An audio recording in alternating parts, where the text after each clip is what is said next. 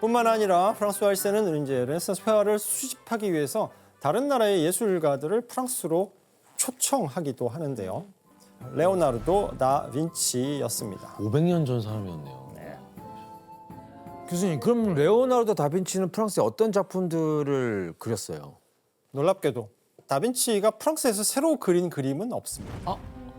그럼 가져간 건가? 막 스케치만 있고 그러지 않았나? 그때 누구지 그거? 레오나르도는 보통 한 작품을 10년 넘게 붙잡기도 하고 또 의뢰를 받은 그림을 그리다가 갑자기 다른 연구에 빠져서 훌쩍 떠나버리는 하는 일이 너무 맞아, 많아. 끝맺음을 잘 못한다고 배웠거든요. 네, 예측 불가능한 그런 스타일이었거든요. 그래서 거의 대부분의 작품들이 미완성으로 남게 됩니다. 당연히 작품을 의뢰한, 그림을 의뢰한 사람들은 항의를 했겠죠. 그럴 때마다 다빈치는 니들은 몰라서 그러는데 사실 이게 완성된 게 아니야. 라고 자신의 자존심을 굽히지 않았고 항의하던 의뢰인들이 작업실로 몰려 들어와서 작업실이 망한 적도 있었다고 해요. 이 때문인지 다빈치의 67년 인생에서 완성하거나 주도적으로 참여한 작품으로 인정받는 건 고작 20점 정도뿐입니다. 이처럼 프랑스 국왕에게 전폭적인 지지를 받던 레오나르도 다빈치가 바로 프랑스로 이주하면서 가져온 5점의 작품인데요. 과연 어떤 작품이었을지 영상을 보시겠습니다. 일단 모나리자는 있을 거고. 거기 있나?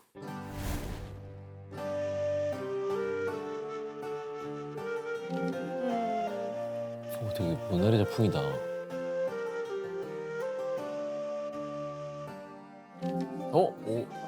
아무래도 성모 이건 이것도 유명한 작품이죠. 아, 이런 거 하나만 있었어도. 아, 이것도 유명하죠.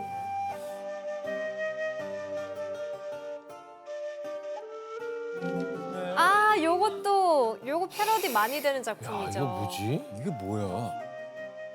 저 손가락 패러디를 많이 해요.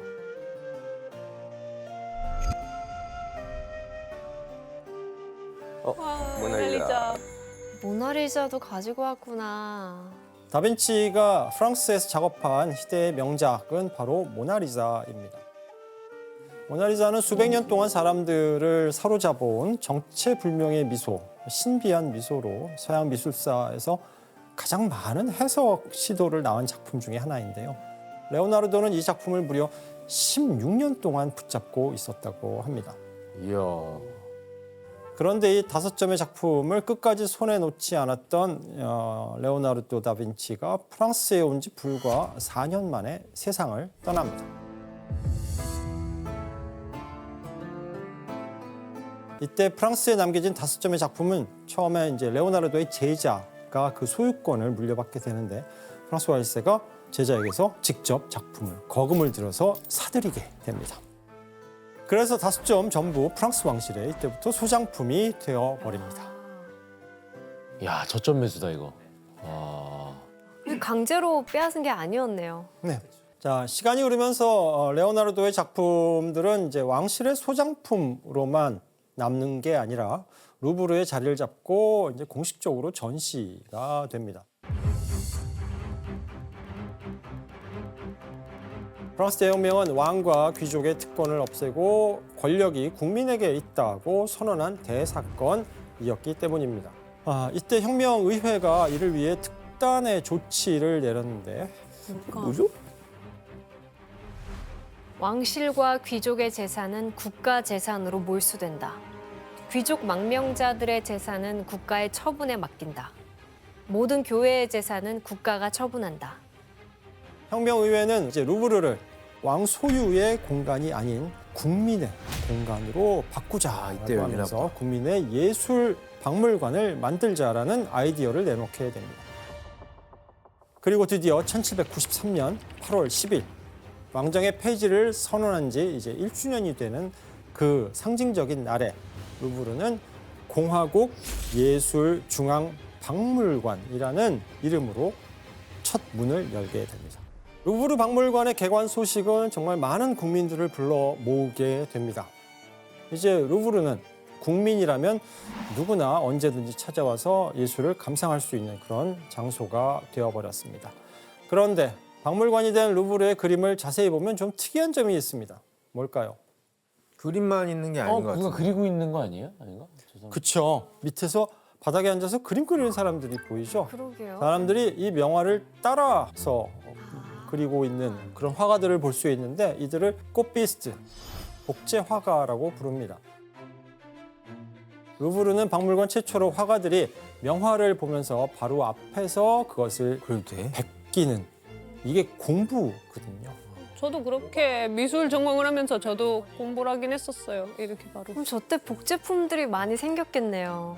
예, 이 전통은 18세기 말부터 지금까지 이어지고 있어서 지금도 꼬마 아이들, 꼬맹이들이 그 앞에서 이렇게 그림을 보면서 그림을 그리고 있는 그런 모습들을 어렵지 않게 보실 수 있을 거예요. 아드리아나 씨, 그러면은 어떤 화가들이 이 루브르에 가서 그림 공부를 했어요?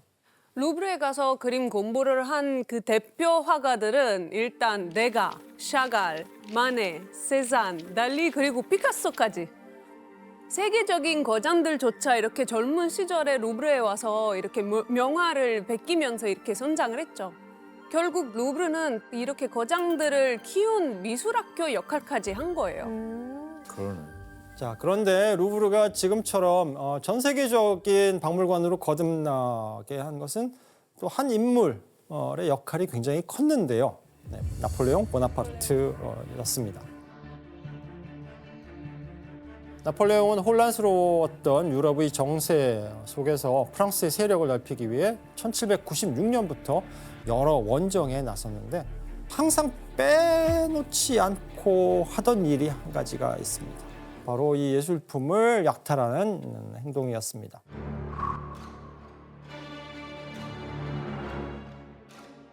아니 루빈 씨 그럼 나폴레옹이 이렇게 약탈한 예술품들 다 루브르로 가져갔어요? 네, 맞아요. 나폴레옹 약탈하는 예술품들은 모두의 루브르에서 전시됐었고 그리고 루브르 자신을 이름을 따서 나폴레옹 박물관으로 이렇게 바뀌어버렸어요. 그래서 뭐 루브르의 역사상 그 처음이자 마지막으로 이름은 바뀐 순간이었는데요. 이건 나폴레옹의 뭐 자신의 권위를 과시하려고 의도했던 거죠. 하지만 나중에 나폴레옹에 몰락한 뒤에 박물관의 이름도 다시 루브르로 바뀌어버렸죠. 교수님 그러면 나폴레옹은 다른 나라 이런 문화재나 예술품들을 어떻게 약탈을 했어요? 나폴레옹은 그 약탈을 무작정 힘으로 밀어붙이지는 않습니다. 나중에 이제 문제가 될 빌미를 아예 없애거나 최소화하기 위해서 약탈도 합법적으로 보이게 만듭니다. 나폴레옹은 전쟁에서 패배한 도시와 나라와의 평화 조약을 체결하면서 그 안에 아예 예술품 양도 조항을 명시해 버린 것입니다. 당시 프랑스가 이제 혁명을 성공했잖아요. 그래서 가장 앞선 문명을 이제 이룩한 나라라고 자부하고 있었고 이 문명국인 프랑스의 자유로운 국민만이 예술 작품을 진정으로 감상하고 또 보존할 수 있다라는 논리였습니다. 그뿐만 아니라 나폴레옹은 예술품을 체계적으로 약탈하기 위해서 아예 예술과학위원회를 조직하는데 이들은 원정에 떠나기 전에 미리 가져오고 싶은 작품 목록을 만들어 두기까지 했습니다. 아주 신났네. 가기도 신났어. 전에요? 대박이다. 네, 현장에서 그 리스트를 이제 확인해 가면서 작품들을 선별하고 프랑스로 공수해 갑니다. 그러니까 이게 진짜 굉장히 계획적이네요. 제이인가 봐요, 제이. 나폴레옹 제이. 나폴레옹도 제이야. 아니 무슨 쇼핑하는 것도 아니고 미리 목록을 작성해 갔다는 게 너무 황당한데요? 네, 즉 최고 전문가들을 동원해서 걸작 중에 걸작들만 정밀하게 골라서 약탈을 한 것입니다. 자, 그런데 나폴레옹이 약탈해온 작품들 중에는 오늘날까지도 이제 최고의 수작으로 남아 있는 꼽히는 그림이 있습니다. 뭘까? 왜 몰려들었지?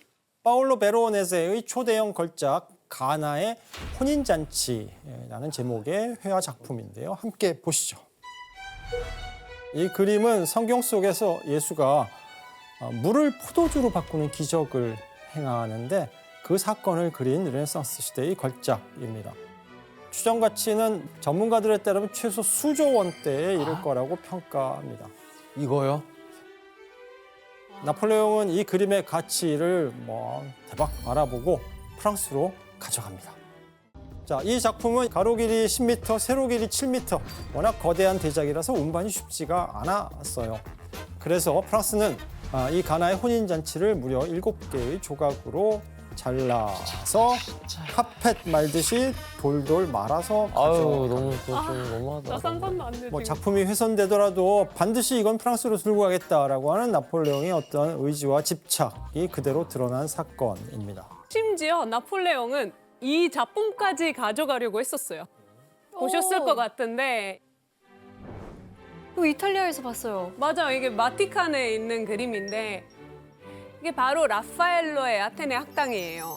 이 작품은 세계 3대 회화로 꼽혀요.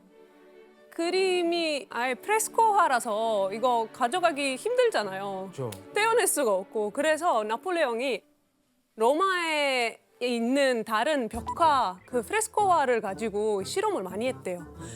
근데 이제 계속 훼손이 되고 이제 실패를 많이 하니까 결국엔 다행히 포기를 했었어요. 벽을 또 안 뜯어서 다행이다. 약탈을 위해서 특히 집착했던 나라가 한 곳 더 있습니다. 이탈리아 말고. 이집트. 네, 맞습니다. 이집트. 야, 이건 못 떼가서 어쩌을까? 요건 못 떼가고 싶어가지고 얼마나 그냥 안 바로 다녔을까, 이거. 이집트입니다. 1798년에 이집트 원정에 나서요. 그런데 이 원정에 특별했던 이유가 있는데 나폴레옹이 원정을 가면 누굴 데리고 가야죠? 군인. 그렇죠. 군대. 군인들을 데리고 가야 되는데 군인뿐만 아니라 여기에 고고학자, 과학자, 예술가들까지 인원이 무려 167명을 대동했던 것입니다. 그러니까 의도가 작정하고 있네. 빼가려고 한 거네요. 그리고 나폴레옹은 이 학자들과 함께 이집트 현지에 연구소를 설립해서 이집트를 조사하고 기록하고 그 유물을 확보하려고 했습니다. 교수님, 그럼 나폴레옹 이집트에서도 많은 그런 유물들을 좀 많이 가져갔나요? 사실 나폴레옹은 이집트에서 유물을 거의 가져오지 못해요. 원정 4개월 만에 영국군과 오스만 연합군에게 전투에서 패배하거든요. 그래서 나폴레옹 수집했던 유물 상당수가 이때 전리품으로 영국으로 넘어가 버립니다. 그럼에도 불구하고 나폴레옹 원정대가 남긴 이집트의 그 방대한 조사 기록이 남잖아요. 이후 나폴레옹의 이집트 원정의 성과를 집대성한 결과물로 이집트지라는 책이 출간되고 이집트지에는 신전의 건축 기록, 벽에 새겨진 상형 문자, 미이라의 얼굴의 해부학적인 기록, 심지어 이집트 패션까지도 설명되어 있습니다. 이집트의 그야말로 모든 것을 총망라한 방대한 이집트 백과사전 같은 게 만들어진 겁니다. 이후 이집트 연구가 계속되어서 1822년에 이르게 되면 프랑스에서 인류 역사상 최초로 저 이집트의 상형 문자를 해독하는 데 성공합니다. 이게 유럽에서 이집트 학이라는 학문이 탄생한 결정적인 순간이었습니다.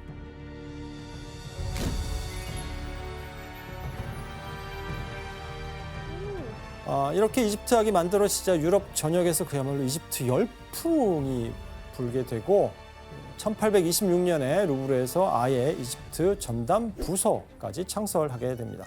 이 부서는 이제 이집트 정부와 협상을 해서 뭘 얻냐 하면 발굴 허가권을 받아요.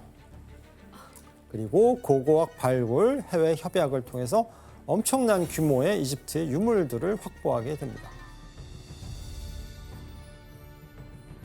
와, 근데 이건 정부가 허락을 한 거네요. 그러네. 이건 어쩔 수 없지. 이거는 뭐 허락했으면 뭐 이건 합법으로 한 거네. 그 결과 지금은 정말 상상을 초월할 정도의 어마어마한 이집트 유물들이 이 루브르에 모이게 됩니다.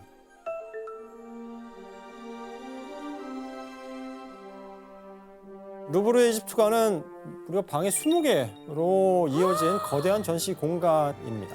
와. 미이라, 목관, 사원의 장식, 부장품들이 끝없이 이어지는데 그리고 뭐니 해도 하이라이트는 바로 스핑크스입니다. 와, 이거 어떻게 들고 왔대? 심지어 기원전 2500년경에 만들어진 무덤 예배당 방 한 칸을 그냥 통째로 옮겨온 것도 있습니다. 저거 벽화를 떼온 무조건 들고 가야죠. 저걸 발견했으면 어떻게 해서라도 아예 가져가야죠. 가져왔구나. 고대 이집트의 생활용품, 미이라, 신전, 무덤, 스핑크스까지 이집트인의 삶과 죽음을 한꺼번에 볼 수 있는 이집트가 루브르 안에 통째로 들어와 있다라고 생각하시면 됩니다. 이집트 같은데요, 너무 저기? 커요. 이집트가 아니에요? 그 이집트 유물을 보려면 이집트가 아니라 프랑스로 가야 저기 될 프랑스예요, 판이에요. 지금? 세상에. 이 방대한 컬렉션 덕분에 루브르는 해마다 약 800만 명 이상의 관람객이 찾는 전시 면적 1위, 그리고 전 세계 방문자 수 1위인 세계 대표 박물관이 된 것입니다. 대단하다.